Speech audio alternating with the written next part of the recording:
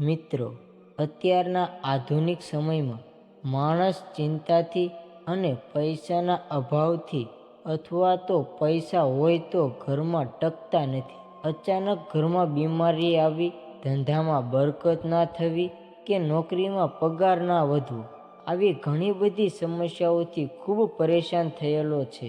તો શાસ્ત્રમાં પણ કહ્યું છે કે ખરાબ સમય પછી દરેક વ્યક્તિનો એક સારો સમય આવે છે, પરંતુ તે સમય ક્યારે આવે છે તે આપણને ખબર હોતી નથી.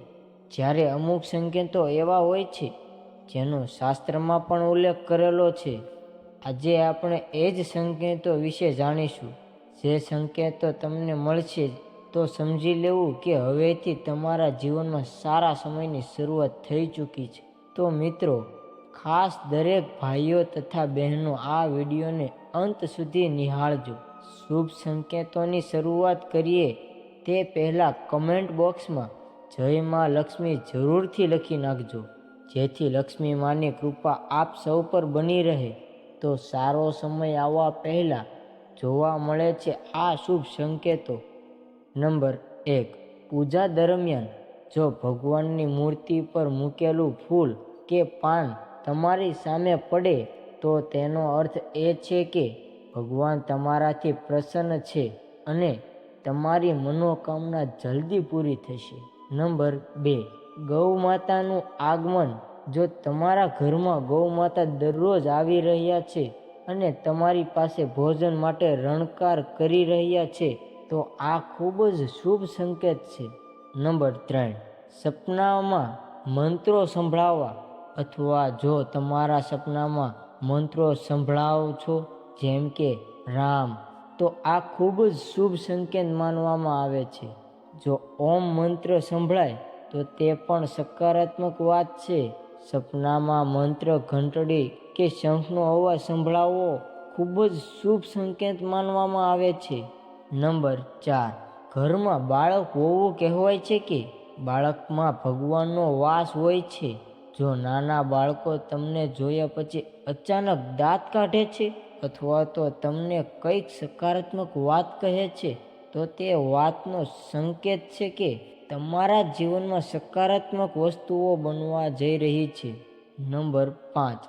બ્રહ્મ મુહૂર્તમાં ઊંઘ ઉડી જવી એવા ઘણા લોકો છે જેની નિયમિત રૂપથી જાગતા પહેલા આંખો ખુલી જાય છે. જો તમારી ઊંઘ બ્રહ્મ મુહૂર્તમાં ઉડી જાય છે એટલે કે સવારે 3 વાગ્યાથી 5 વાગ્યાની વચ્ચે તમે જાગો છો તો તમારા જીવનમાં મોટો ફેરફાર થવાનો છે. તેનો અર્થ એ છે કે તમને જીવનમાં યોગ્ય રાહત મળવાની છે. નંબર 6. શરીરના અંગોનું ધ્રુજવું પુરુષના જમણા અંગનું ધ્રુજવું ખૂબ જ શુભ માનવામાં આવે છે. પછી તે જમણી આંખ હોય કે જમણો હાથ, આ એક શુભ સંકેત છે. તેનાથી ઊંધું જ સ્ત્રીઓમાં જો ડાબું અંગ ધ્રુજતું હોય તો તે સારો સંકેત છે. એટલે કે સ્ત્રીમાં ડાબા હાથનું ધ્રુજવું એ ખૂબ જ શુભ સંકેત માનવામાં આવે છે. પુરુષમાં જમણા હાથનું ધ્રુજવું શુભ સંકેત માનવામાં આવે છે. નંબર 7. જો તમને ઘણા દિવસોથી તમારા ઘરની બહાર લક્ષ્મીનું વાહન ઘુવડ જોઈ રહ્યા છો તો માની લો કે તમારા ઘરમાં દેવી લક્ષ્મીનું આગમન થવાનું છે અને તમને જલ્દી જ અપાર ધન પ્રાપ્ત થશે. જો તમે કોઈ કામ માટે ક્યારેય બહાર જઈ રહ્યા છો અને રસ્તામાં તમે કોઈ કૂતરાને તેના મોંમાં શાકાહારી વસ્તુ અથવા તો રોટલી લઈને જોશો તો તે સૂચવે છે કે તમે ક્યાંથી ધન લાભ થવાનો છે. નંબર 8. અંદરથી અચાનક ખુશી થવી ઘણી વખત તમે જોયું હશે કે તમને અચાનક ખુશી થવાનું મન થાય છે. તેનો મતલબ તમારે સમજવું કે ભગવાન તમને કંઈક સારા સંકેત આપી રહ્યા છે. તેવી જ રીતે ભગવાન તમારા જીવનમાં જલ્દી જ ખુશીની પળો લાવવાના છે. તમને સુખનો અનુભવ થવાનો છે. જેટલું પણ દુઃખ તમને તમારા જીવનમાં જોયું હશે તે જલ્દી જ સમાપ્ત થશે. આ સમયે તમારું મન પ્રફુલ્લિત થઈ જાય છે. નંબર 9. કાચબાને જોવું તે શુભ છે. ભગવાન વિષ્ણુએ કશ્યપ અવતાર લીધો હતો. જો તમને સપનામાં કાચબો દેખાય તો તે સૌભાગ્યની નિશાની છે. કિસ્મતના બધા દરવાજા જલ્દી ખુલી શકે છે. કોઈ દિવસે જો તમે તમારા ઘરની નજીક અથવા તો રસ્તા પર મોર જુઓ છો અને તમને મોર નાચતો જોવા મળે છે તો તે જ દિવસથી તમારા સારા દિવસો શરૂ થશે. મોર જોવો શુભ માનવામાં આવે છે. નંબર 10. જો તમે કોઈ કામ માટે વહેલી સવારે ઘરેથી નીકળ્યા હો અને રસ્તામાં કોઈ નવા વર કન્યા દેખાય તો સમજવું કે તમારો સમય શરૂ થવા જઈ રહ્યો છે. તે સારા દિવસોનો શુભ સંકેત માનવામાં આવે છે. નંબર 11. હાથમાં ખંજવાળ આવવી. સ્ત્રીના ડાબા હાથમાં અને પુરુષના જમણા હાથમાં અચાનક ખંજવાળ શરૂ થઈ જાય તો તેને શુભ માનવામાં આવે છે. તેનો અર્થ એ છે કે તમને કોઈ પણ સમયે આર્થિક લાભ મળી શકે છે. નંબર 12. શંખનો અવાજ સંભળાવો. જો વહેલી સવારે શંખનો અવાજ સંભળાય છે તો તે ખૂબ જ શુભ સંકેત માનવામાં આવે છે. સવારે શંખનો અવાજ સાંભળવો મતલબ કે જે તમારું ભાગ્ય ખુલવાનું છે. નંબર 13. જો તમે યાત્રા કરી રહ્યા હો અને તે દરમિયાન તમને સાપ અને વાંદરો દેખાય છે તો તે ખૂબ જ શુભ સમય આવવાનો શુભ સંકેત છે. તમારા જીવનની આર્થિક તંગી દૂર થવા જઈ રહી છે. તમારી પાસે ધનનું આગમન થવાનું છે.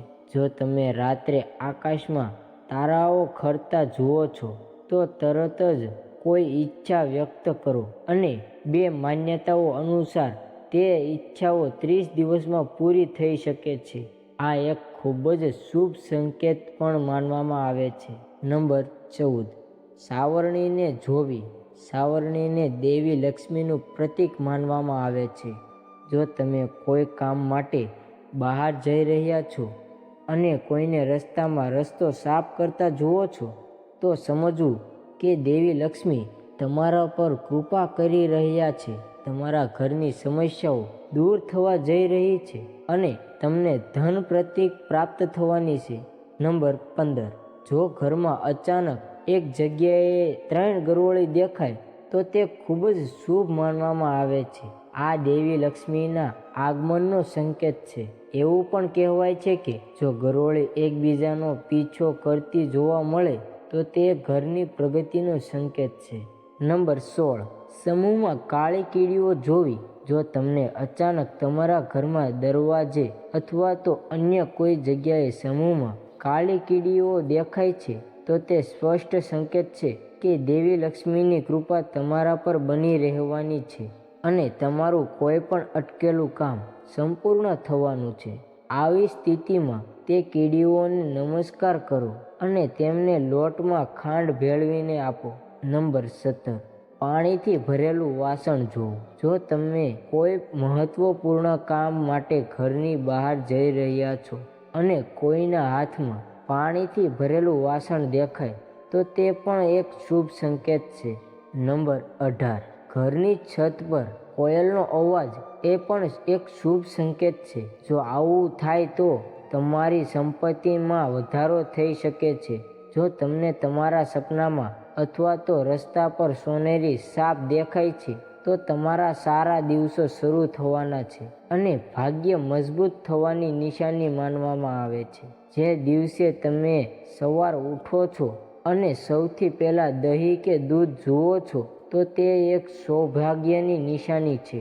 નંબર 19. જો તમારા ઘરમાં મુખ્ય દરવાજે હાથી તેની સૂંઢ ઊંચી કરીને ઊભો હોય ત્યારે સમજી લેવું કે તમારા સ્થાન પર દેવી લક્ષ્મીનું આગમન થવાનું છે. તમારા પરિવારને સુખ અને સમૃદ્ધિમાં વધારો થવાનો છે. હાથીને ભગવાન ગણેશનું પ્રતીક માનવામાં આવે છે. નંબર 20. જ્યારે પણ તમે તમારા ઘરની સામે આકડાનો છોડ ઉગતા જ જુઓ તો સમજી લો કે સારો સમય આવવાનો છે. આ સંકેત ખૂબ જ શુભ માનવામાં આવે છે. જો તમને રસ્તા પર ચાલતી વખતે કોઈ સિક્કો પડેલો જોવા મળે તો સમજી લેવું કે ઉધાર આપેલ પૈસા જલ્દી જ પાછા મળી શકે. નંબર 21. જો રસ્તામાં ક્યારેય જતી વખતે તમને તમારી જમણી બાજુ કોઈ વાંદરો, કૂતરો કે સાપ દેખાય તો તે સારા સંકેત છે કે પૈસા તમારી પાસે આવવાના છે. જો સવારે તમે જાગતાની સાથે જ પૂજાનું ફળ જુઓ છો તો તેનો અર્થ એ છે કે તમારા પર માતા લક્ષ્મીની કૃપા થવાની છે. આ ઉપરાંત આર્થિક સ્થિતિ મજબૂત થવી અને ધન લાભ થવાના સંકેત હોય છે. નંબર 22, જો તમે તમારી આસપાસ રંગબેરંગી પતંગિયા જોવો છો તો તેનો અર્થ એ છે કે તમારા જીવનમાં ખુશીઓ આવવાની છે. ઘરની બહાર નીકળતી વખતે લીલા શાકભાજી, લીલું ઘાસ, સફેદ કબૂતર વગેરે જોવા પણ શુભ સંકેત છે. નંબર 23, જો તમારા ઘરમાં પશુ પક્ષીઓ માળો બનાવી રહ્યા હોય તો તે પણ ખૂબ જ શુભ સંકેત છે. આ સિવાય જો તમારા ઘરની આસપાસ પક્ષીઓનો કિલકિલાટ દિન પ્રતિદિન વધી રહ્યો છે તો તે આ નિશાની પણ ખૂબ જ જલ્દી જીવનમાં સકારાત્મક પરિવર્તન લાવવાની છે. નંબર 24, જ્યોતિષશાસ્ત્ર અનુસાર વ્યક્તિનો સારો સમય શરૂ થવા પહેલાં તેને અનેક પ્રકારના સંકેતો મળે છે. આમાં સૌથી મોટી નિશાની એ છે કે વ્યક્તિને સારા સપના મળવા લાગે છે. સપનામાં વ્યક્તિને ભગવાનના દર્શન, ખજાના, વૃક્ષો, છોડ અને હરિયાળી જેવી વસ્તુઓ જોવા લાગે છે. જો તમારી સાથે પણ આવું થાય છે તો સમજી લો કે જલ્દી જ દેવી લક્ષ્મી તમારા પર મહેરબાન થવાના છે. એવું પણ માનવામાં આવે છે કે સારો સમય શરૂ થાય તે પહેલાં જ વ્યક્તિને ભવિષ્યનો ખ્યાલ આવવા લાગે છે. એટલું જ નહીં, ભવિષ્ય વિશે કરવામાં આવીને કલ્પનાઓ સાચી સાબિત થવા લાગે છે. એટલું જ નહીં, વ્યક્તિને પૂર્વ અનુમાન જેવા સંકેતો મળવા લાગે છે. દરેક વ્યક્તિના જીવનમાં સારો અને ખરાબ સમય પણ આવે છે. ઘણી વખત ખરાબ સમય આવે તે પહેલાં જ આપણને અહેસાસ થવા લાગે છે કે કંઈક અનહોની થવાની છે. જોકે પરંપરાગત વિશ્વાસના આધારે જાણી શકાય છે કે ખરાબ સમય ક્યારે આવવાનો છે. કેટલાક એવા સંકેતો છે કે જેના દ્વારા જાણી શકાય છે કે ખરાબ સમય આવવાનો છે અને તમને જાણીને તમારી અગાઉથી જ સાવધાન થઈ જવું જોઈએ. ચાલો જાણીએ આ સંકેતો વિશે અને તે જાણીને તમારે પહેલેથી જ સાવધાન થઈ જવું જોઈએ અને ઉપાય કરવા જોઈએ. નંબર 1, તુલસીનો છોડ સુકાઈ જવો. આંગણામાં રહેલો તુલસીનો છોડ અચાનક સુકાઈ જવો લાગે તો સમજી લેવું કે ખરાબ સમય આવવાનો છે. તે આર્થિક સંકટ કે દુર્દશાનો સંકેત છે. નંબર 2, બિલાડીનું રોવું. જો તમારા ઘરની અંદર કે આસપાસ કોઈ બિલાડી જોરથી રડવા લાગે છે તો તેને ખરાબ દિવસોનો સંકેત માનવામાં આવે છે. એવું માનવામાં આવે છે કે બિલાડી આગામી ઘટનાઓનો અગાઉથી જ જાણ કરે છે. જો તમે બિલાડીને રડતી અથવા તો ચીસો પાડતી જુઓ છો તો તેનો અર્થ એ છે કે કોઈ દુર્ઘટના થવાની છે. નંબર 3, કાચ તૂટવો. જો ઘરમાં કાચનું વાસણ કે અરીસો વારંવાર તૂટે છે તો તે ખરાબ સમયનો સંકેત છે. નંબર 4, પૂજાની થાળી.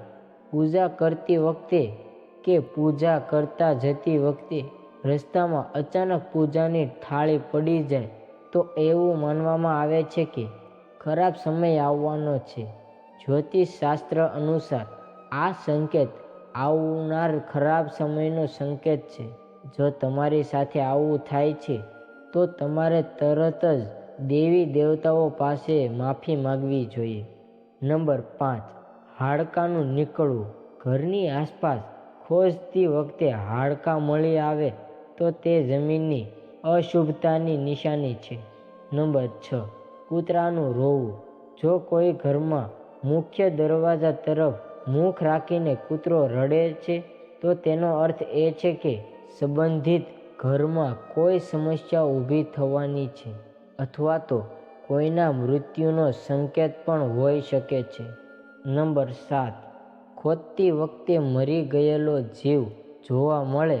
જો જમીન ખોદતી વખતે મરી ગયેલું પ્રાણી કે સાપ દેખાય તો આવનારા ખરાબ સમયનો સંકેત આપે છે. નંબર 8, કાળા ઉંદરોની વધતી સંખ્યા. જો કાળા ઉંદરો અચાનક ઘરમાં મોટી સંખ્યામાં આવવા લાગે અને તેમની સંખ્યા સતત વધતી હોય તો તે સૂચવે છે કે નજીકના ભવિષ્યમાં કોઈ આફત આવવાની છે. નંબર 9, ઈજાગ્રસ્ત પક્ષી. જો કોઈ પક્ષી ઈજાગ્રસ્ત થઈને તમારા ઘરના આંગણામાં પડે છે તો તે ભવિષ્યમાં અકસ્માતનો સંકેત છે. નંબર 10, સોનાની વસ્તુઓ ખોવાઈ જવી. આપણે હંમેશા વડીલો પાસેથી સાંભળતા આવ્યા છીએ કે સોનું પડવું અશુભ માનવામાં આવે છે કારણ કે તેમાંથી બનેલું સોનું અને આભૂષણો ઘરમાં સમૃદ્ધિ લાવે છે. આવી સ્થિતિમાં જો સોનું ખોવાઈ જાય તો ઘરમાં નકારાત્મક ઉર્જાનો પ્રભાવ વધે છે. ખરાબ સંકેતો આવે ત્યારે કરવા આ ઉપાયો. તમારા મનમાં વધારે નકારાત્મક રહેવાની જરૂર નથી.